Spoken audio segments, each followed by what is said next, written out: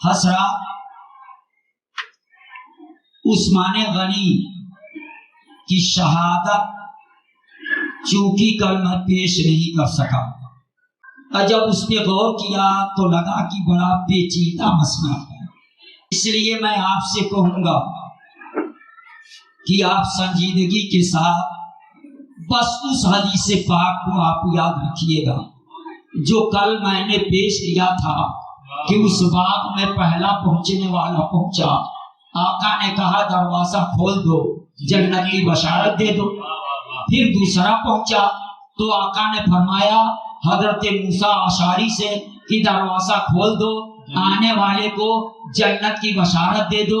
تو دو کو تو صرف بشارت جنت کی دی گئی، مگر جب تیسرا دروازے کی کنڈی کھٹکھٹایا تو آقا نے کہا تھا افتح لہو وبشرہ بالجنہ، اور اس کے بعد آقا نے اتنا بڑھا دیا تھا الا بلوا تصیبہ، اس آنے والے کے لیے بھی دروازہ کھول دو، اور دروازہ کھولنے کے بعد اس پہ جو مصیبتیں پہنچے گی اس کی وجہ سے اس کو جنت کی بشارت دے دو، ان مصیبتوں کی وجہ سے جو اس پہ پہنچے گی اس کی وجہ سے اس کو جنت کی بشارت دے دو۔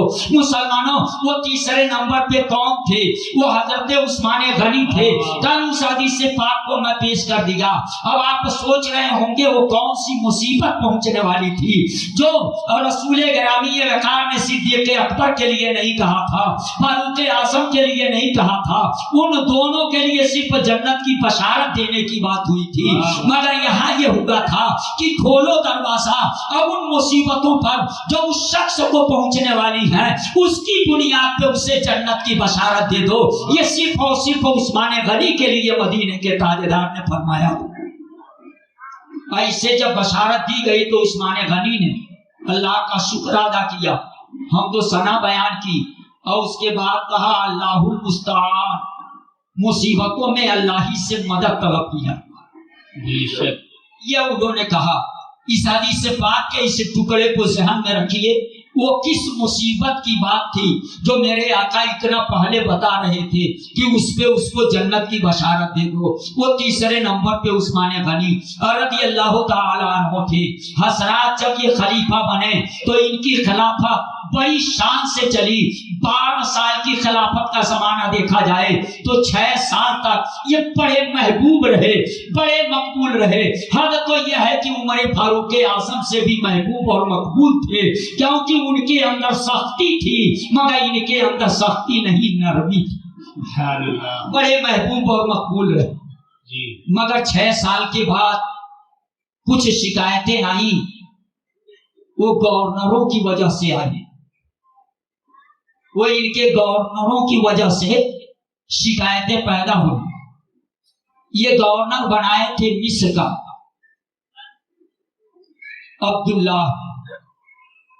عبداللہ نامی جس شخص کو مصر کا گورنر بنائے تھے، 2 سال وہ نہیں نبھا پایا کہ وہاں سے شکایت آنے لگی مصر سے۔ اب پہلے چند آدمی شکایت لے کے آئے تھے عثمان غنی کے پاس،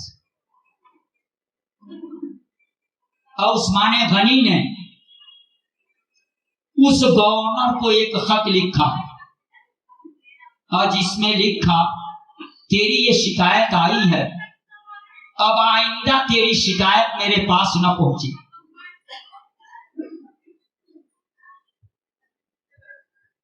گویا اسے ڈانٹ دیا آپ نے، سمجھا دیا، مگر ان کا خط تو پہنچ گیا، اس خط کا کچھ خیال نہ کیا۔ اب پتہ لگایا کون لوگ مصر سے گئے تھے شکایت کر، ان لوگوں کو وہ گورنر قتل کرا۔ مصر کے حالات اور بگڑ گئے، اور مصر کے حالات ایسے بگڑے کہ وہاں سے اب 1-2 آدمی نہیں، 700 کی تعداد میں مصر سے لوگ چل کر کے آئے عثمان غنی کے پاس۔ 700 کی تعداد تھی، عثمان غنی کے پاس آئے شکایت لے کر کے۔ ان لوگوں نے شکایت کی اور بتایا وہ گورنر قاتل ہے، ظالم ہے اس کو معزول کیا جائے اور دوسرے کو وہاں گورنر مقرر کر دیا جائے۔ عثمان غنی سے کہا، علی مرتضیٰ سے کہا، حضرت زبیر سے کہا، حضرت سعد سے کہا، حضرت طلحہ سے کہا، بہت سے اجلا صحابہ سے، یہاں تک کہ ام المومنین حضرت عائشہ صدیقہ نے عثمان غنی کو خبر بھیجا کہ رسول پاک کے صحابہ ہیں اور یہ کہہ رہے ہیں وہ قاتل ہے، وہ ظالم ہے، اسے برخاست کر دیا جائے، اسے معزول کر دیا جائے اور دوسرے کو وہاں گورنر مقرر کر دیا جائے۔ تو آپ کو اس پہ غور کرنا چاہیے، اس کے جرم کی سزا اس کو دینی چاہیے، دوسرے کو گورنر مقرر کر دینا چاہیے۔ حضرت عثمان غنی جو 700 لوگ مصر سے آئے تھے انہی کو اختیار دے دیے اور کہتے ہیں آپ لوگ اپنی مرضی سے کسی کو چن لیجئے، میں اس کے لیے تقرری نامہ لکھ دوں گا اور وہی آپ کا گورنر رہے گا اور میں عبداللہ کو معزول کر دوں گا۔ مسلمانوں، وہ 700 لوگ جو آئے تھے اور یہاں کے کچھ لوگ مل کر کے انتخاب کرتے کرتے محمد بن ابو بکر کو گورنر چنے اور جب محمد بن ابو بکر کو گورنر چنے عثمان غنی کے سامنے لے گئے تو عثمان غنی نے بھی اس انتخاب کو، اس چناؤ کو منظور کیا، تقرری نامہ لکھ کر کے محمد بن ابو بکر کو دے دیا اور مسلمانوں اسی کے ساتھ ساتھ ایک دوسرا لیٹر لکھا جو عبداللہ کی معزولی کے لیے لکھا گیا اور اس کے بعد 700 وہ لوگ جو آئے تھے اور محمد بن ابو بکر اور کچھ اور انصار و مہاجرین ان کے ساتھ ہو کر کے مصر کے لیے روانہ ہوئے کہ اب یہ گورنر بن گئے۔ اس کی معزولی کا لیٹر عثمان غنی نے لکھ دیا ہے، خط عثمان غنی نے لکھ دیا ہے، اس سے معزول کر دیا گیا ہے، یہ چل کر کے وہاں گورنر ہوں گے۔ یہ لوگ اب یہاں سے چلے مصر کے لیے روانہ ہوئے۔ آتا ہے کہ یہ تیسری منزل پہ پہنچے تھے کہ لوگوں نے دیکھا ایک شخص ہے جو اونٹنی پر سوار ہے، بڑی تیزی کے ساتھ چلا جا رہا ہے۔ ان لوگوں نے کہا اس کے انداز کو دیکھ کے لگ رہا ہے یا تو یہ اپنے مالک سے بھاگ رہا ہے اور نہیں تو یہ کسی کا قاصد ہے جو کوئی حکم لے کے کہیں جا رہا ہے۔ بہرحال یہ لوگ جا کر کے اس کو پکڑے اور جب اس شخص کو پکڑے اور اس سے پوچھے تو اس نے پہلے کہا میں خلیفۃ المسلمین عثمان غنی کا غلام ہوں، پھر پلٹا اور کہتا ہے میں مروان کا غلام ہوں۔ جب دو بولی بولا تو اب ان لوگوں کے اندر اب بات چھڑ گئی کہ اتنا جلدی یہ دو بولی بولا، پہلے بولا عثمان غنی کا غلام ہوں، پھر کہا رہا ہے مروان کا، آخر یہ ہے کس کا؟ محمد بن ابو بکر نے اس سے پوچھا کہاں جا رہے ہو؟ کہا مصر جا رہا ہوں۔ کیا کرنے؟ تو وہاں کے گورنر سے ملنے۔ اب اس کی تلاشی لی گئی تو مشکیزہ جو پانی رکھنے کے لیے ہوتا اس مشکیزے سے ایک خط نکلا۔ محمد بن ابو بکر نے اس خط کو تمام ذمہ داروں کے سامنے کھولا تو اس خط میں لکھا ہوتا تھا یہ محمد بن ابو بکر جا رہے ہیں، ان کے ساتھ چند لوگ اور ہیں، جب یہ لوگ پہنچے تو کسی ہیلا حوالہ سے ان لوگوں کو قتل کر دینا، ان کے اس خط کا کچھ خیال نہ کرنا، اور جب تک میرا دوسرا حکم نہ پہنچ جائے तब तक तू वहां गवर्नर बने रहना। मुसलमानों, अब ये खत था, वो आदमी पकड़ा गया और किसी ने बताया कि ये वाकई उस्मान गनी ही का गुलाम है।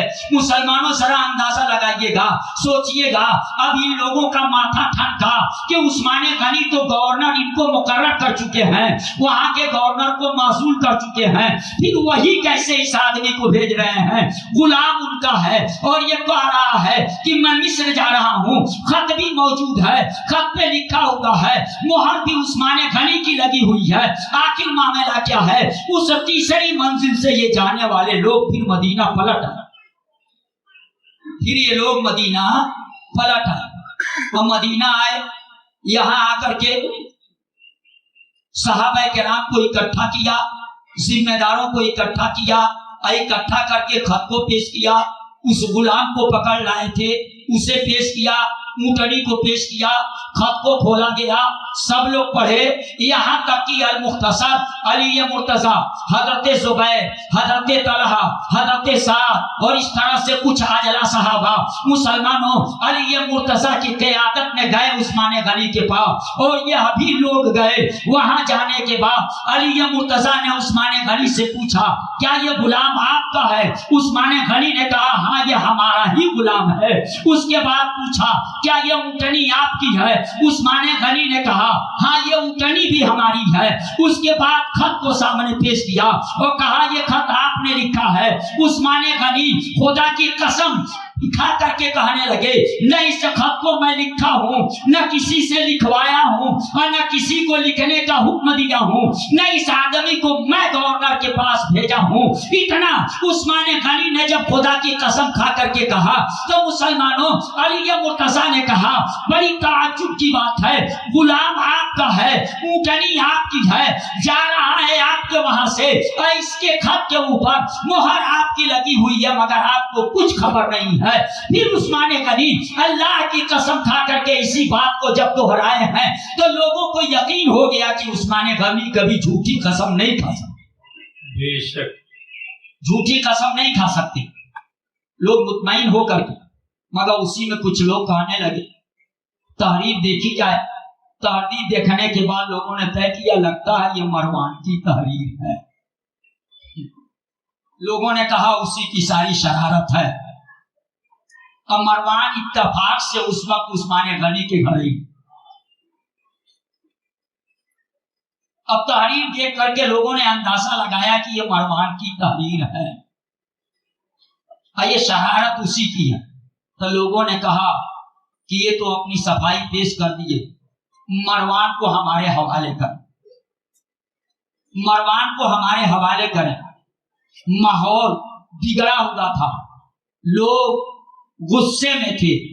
उस्मान गनी ने सोचा कि इस वक्त अगर मरवान को इनके हवाले कर दिया जाता तो लोग सच्चाई जानने की कोशिश नहीं करेंगे, इस आदमी का कत्ल कर देंगे। हो सकता है शुबहे की बुनियाद पे ये इंसान कत्ल किया जाए और ये इंसान ना लिखा हो तो ये इंसान झूठ में कत्ल कर दिया जाएगा और मेरे होते हुए ये होगा। इसलिए उस्मान गनी ने मरवान को उन लोगों के हवाले करने से इनकार कर दिया और जब इनकार कर दिया तो अब लोग दो ख्याल जाहिर करने लगे, और कहने लगे कि वो कसम तो खा लिए हैं, वो नहीं खत लिखे हैं, मगर मरवान को जब तक वो हवाले नहीं करेंगे तब तक वो शक के दायरे में रहेंगे। और उस्मान गनी तो ये सोच रहे थे कि मैं शुबहे की बुनियाद पे उस आदमी को उनके हवाले कर दूं और उसका मर्डर हो जाए, वो कत्ल कर दिया जाए तो इसका जवाब मुझको देना पड़ेगा, इसलिए शुबहे की बुनियाद पे मैं ऐसा काम नहीं कर सकता। नतीजा निकला कि सब लोग तो चले गए सहाबा, मगर ये बलबाई जो 700 वहां से आए थे और वो मोहम्मद बिन अबू बकर और कुछ उनके खानदान और कबीले के लोग थे, ये सब लोग उस्मान गनी का घर घेर लिए, मुहासरा कर लिए। और जब उनका घर घेर लिए, मुहासरा कर लिए, तो उस्मान गनी ऊपर से झांक करके देखे और देख करके लोगों से पूछे, क्या इसमें हजरत अली हैं? लोगों ने जवाब दिया, अली नहीं है। कहा अली नहीं है तो कहा क्या इसमें हजरत जुबैर हैं? लोगों ने कहा वो भी नहीं। تو عثمان غنی نے کہا ٹھیک ہے کوئی شخص حضرت علی تک خبر پہنچا دے کہ وہ میرے لیے پانی کا انتظام کرے۔ دیکھو حالات ایسے بدلتے۔ آپ نے سنا تھا 2 مرتبہ جنت عثمان غنی نے خریدی۔ ایک بار وہ کنواں خرید کر کے جو تمام مسلمانوں کے لیے کنواں خریدے اور ان کے پانی کا انتظام کرے۔ آج حالت یہ آ گئی ہے کہ اسے کہنا پڑ رہا ہے کہ علی مرتضیٰ سے کہو کہ وہ میرے لیے پانی کا انتظام کر۔ کس طرح حالات بدلے ہیں، کس طرح حالات پلٹا کھا رہے ہیں۔ آپ سنجیدگی سے اس بات کو ذہن کی میموری میں محفوظ کیجئے اور اس پہ غور کیجئے۔ علی مرتضیٰ تک جب یہ خبر گئی تو علی مرتضیٰ نے 3 مشکیزہ پانی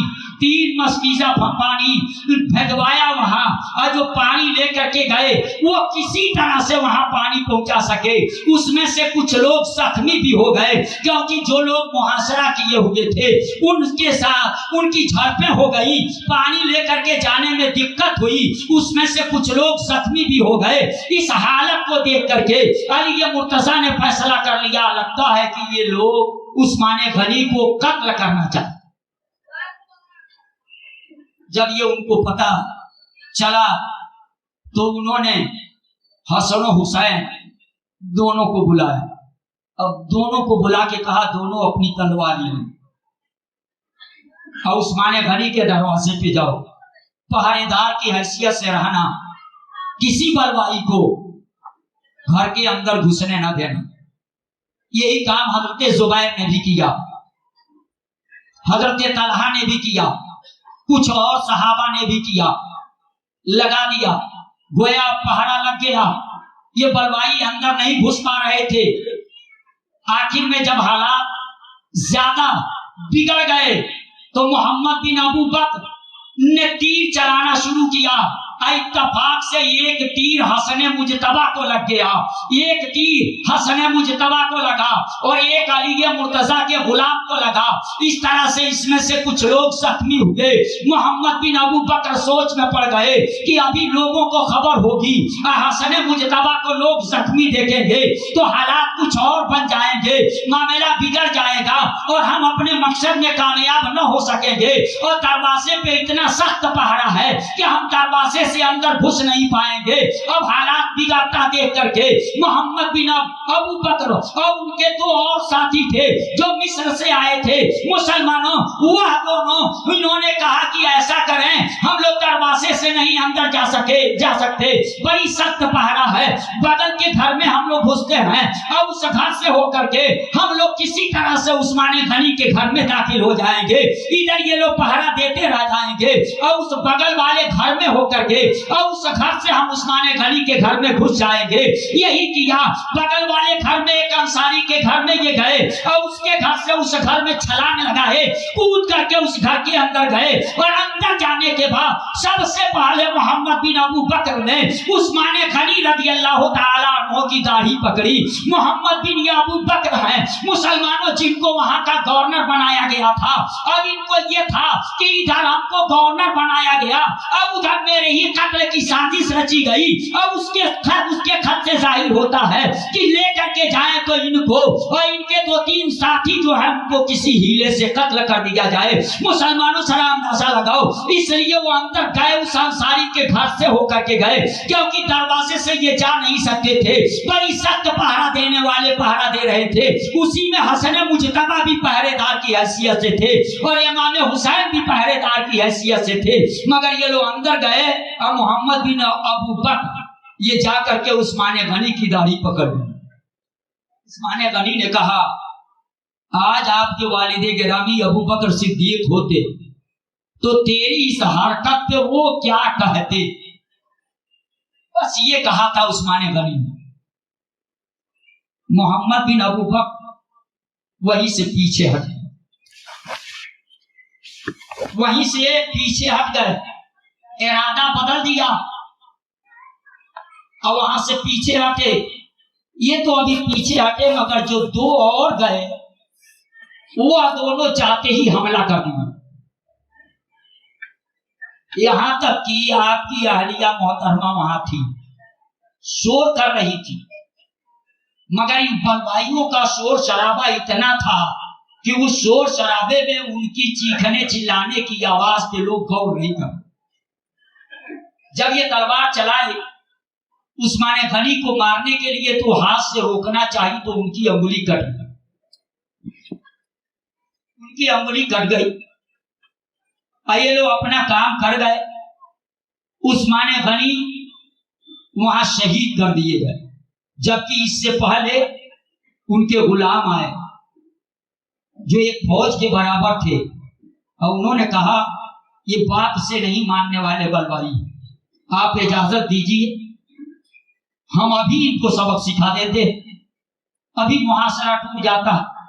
انہوں نے کہا نہیں، اگر مجھ کو راضی کرنا ہے تو تم لوگ اپنا ہتھیار اتار دو، اور تم میں سے جو ہتھیار اتار دے گا وہ میری طرف سے آزاد۔ کیوں؟ کہا تم جنگ کر کے کیا کرو گے؟ شہید ہونا میرا مقدر ہو چکا ہے، تو خون خرابہ کے بعد میں شہید ہوں، میں یہ نہیں چاہتا تنہا اپنے لیے اتنا خون خرابہ کرانے کی کیا ضرورت؟ آقا نے بتا دیا ہے اور وہ ہو کر کے رہے گا۔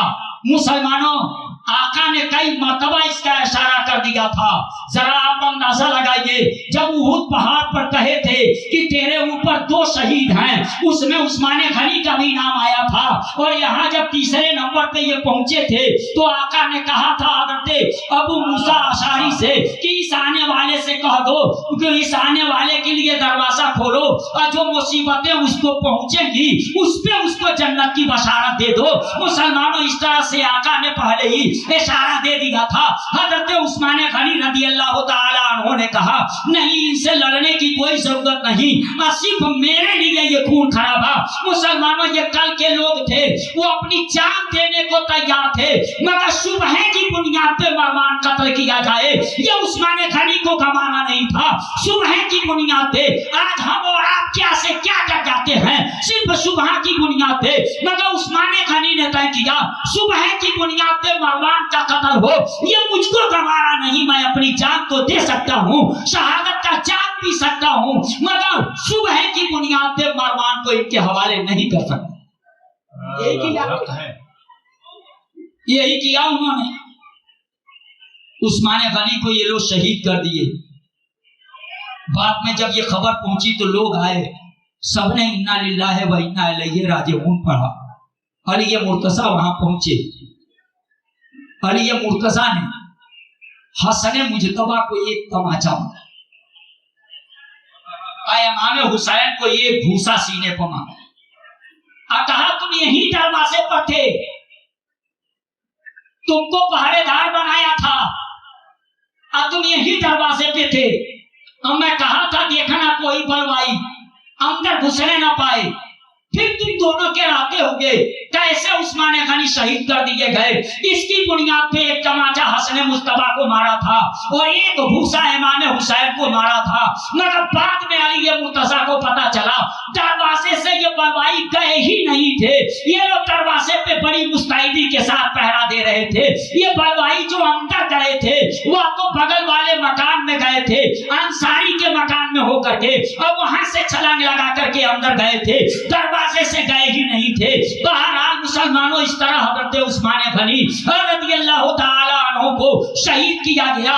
فعل الحکیم لا یخلو عن الحکمہ، حکیم کا کوئی فعل حکمت سے خالی نہیں ہوتا۔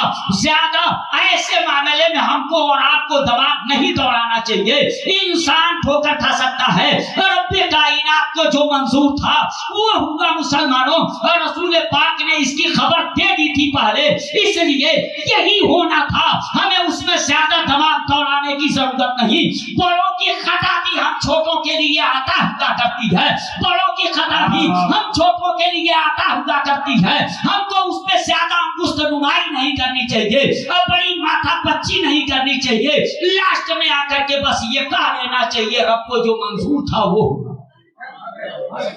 مسلمان، حضرت عثمان غنی رضی اللہ تعالی. مگر یہ تو آپ سمجھ گئے معاملہ کہاں سے بگڑا. بس ایک خط. اب کون لکھا تھا, کس کی تعریف تھی, کس کے کہنے پہ وہ جا رہا تھا, وہ جاؤ اللہ جانے. جو جزا سزا ہو خدا جانے. اس کے بعد 3 ہوئے, مگر 3 میں سے 2 کو آپ سن چکے ہیں کہ صدیق اکبر فاروق اعظم. یہ دونوں کہاں دفن کیے گئے؟ رسول پاک آقا کتنی سال کی ظاہری عمر میں پردہ فرمائے؟ 63 سال. صدیق اکبر 63 سال اور عمر فاروق اعظم 63 سال. وہاں 3 ہیں, تینوں 63 والے ہیں. آج میں اس پر غور کر رہا تھا تو سوچا کیا رب کو منظور ہے, تینوں 63 والے ہیں. اب اس پہ میں کبھی بعد میں غور کروں گا, اس میں کوئی مصلحت ہے 63 والے میں کچھ مصلحت ہوگی. جہاں تک پہنچ میری نہیں ہو پائی کوشش کروں گا کہ اب میں وہاں پہنچوں. بہرحال اب چوتھے خلیفہ آپ کو معلوم ہے کہ مسلمانوں وہ بنے ہیں, ان لوگوں کا مقام کم نہیں ہے. عثمان غنی کا مقام کم نہ سمجھیے گا. شہید ہونا یہ الگ کی بات ہے, ان کے اوپر یہ مصیبت آنی تھی یہ الگ کی بات ہے. ہم مصیبت میں صبر کرنے والے کے لیے بشارت بھی دی گئی ہے قرآن مقدس کے اندر. صبر بھی کیا ہے عثمان غنی نے. ذرا آپ اندازہ لگاؤ. اور اب تو فرماتا ہے والعصر ان الانسان لفی خسر. قسم ہے زمانے کی, قسم ہے نماز عصر کی, قسم ہے رسول کے زمانے کی کہ انسان گھاٹے میں ہے. الا الذین آمنوا وعملوا الصالحات, مگر وہ لوگ جو ایمان لائے اور عمل صالح کیے. تو مسلمانوں عثمان غنی کے ایمان میں بھی شک نہیں ہے اور ان کے عمل صالح میں بھی کوئی شک نہیں ہے. اور اب فرماتا ہے والعصر ان الانسان لفی خسر. قسم ہے زمانے محبوب کی کہ انسان گھاٹے میں ہے. الا الذین آمنوا وعملوا الصالحات, مگر وہ لوگ جو عمل صالح کیے, وہ لوگ جو ایمان لائے اور عمل صالح کیے وہی نہیں گھاٹے میں ہیں. الا الذین آمنوا وعملوا الصالحات وتواصوا بالحق وتواصوا بالصبر. اور وہ حق کی تلقین کرتے رہے, وہ صبر کی تلقین کرتے رہے. حق کا دامن نہیں چھوڑا اور صبر کا دامن نہیں چھوڑا. مسلمانوں یہ عثمان غنی ہے, نہ حق کو چھوڑے ہیں نہ صبر کو چھوڑے ہیں. گویا قرآن مقدس کی یہ صورت پاک بتاتی ہے کہ کوئی کامیاب ہو یا نہ ہو عثمان غنی کامیاب. سبحان اللہ سبحان اللہ. اور چوتھے خلیفہ اب علی مرتضی ہیں. علی مرتضی ہیں. ان کا مقام کتنا اعلیٰ, مگر کسی کا مقام کسی سے کم نہ کہیے گا. آدم علیہ السلام سے لے کے عیسیٰ روح اللہ تک اتنے نبی آئے, صاحب اولاد ہوں گے, بیٹے والے ہوں گے, بیٹی والے ہوں گے, رشتہ بھی کیا, مگر کوئی ایسا خوش نصیب نہیں ملتا جس کے نکاح میں کسی نبی کی 2 بیٹیاں آئی ہو, کسی نبی کی 2 بیٹیاں آئی ہو. اگر یہ مقام حاصل ہے تو صرف اور صرف عثمان غنی کو حاصل ہے, صرف اور صرف عثمان غنی کو حاصل ہے. اسی لیے تو بریلی کے تاجدار فرماتے ہیں نور کی سرکار سے پایا دوشالہ نور کا, نور کی سرکار سے پایا دوشالہ نور کا. وہ مبارک سن نورین تجھ کو جوڑا نور کا, وہ مبارک سن نورین تجھ کو جوڑا نور کا. تیری نسل پاک میں ہے بچہ بچہ نور کا, تیری نسل پاک میں ہے بچہ بچہ نور کا. تو ہے عین نور تیرا سب گھرانہ نور کا, تو ہے عین نور تیرا سب گھرانہ نور کا. عثمان غنی کو سن نورین ویسے نہیں کہتے. سن نورین کے معنی ہوتے ہیں 2 نور والے. اور جب 2 نور والے اس کا مطلب ہوتا ہے تو 2 نور والا عثمان غنی کو کیوں کہا گیا؟ نبی کی نسل کا بچہ بچہ نور ہے بقول بریلی کے تاجدار کے. تو مسلمانوں یہ 2 سب نور ہیں اور اس میں سے ایک کے بعد دیگر ہے. اور رسول پاک کی جب 2 بچیاں ان کی نکاح میں گئی ہیں اس لیے وہ ذوالنور ہیں, 2 نور والے. کوئی میں کسی کو گھٹانا نہیں چاہتا.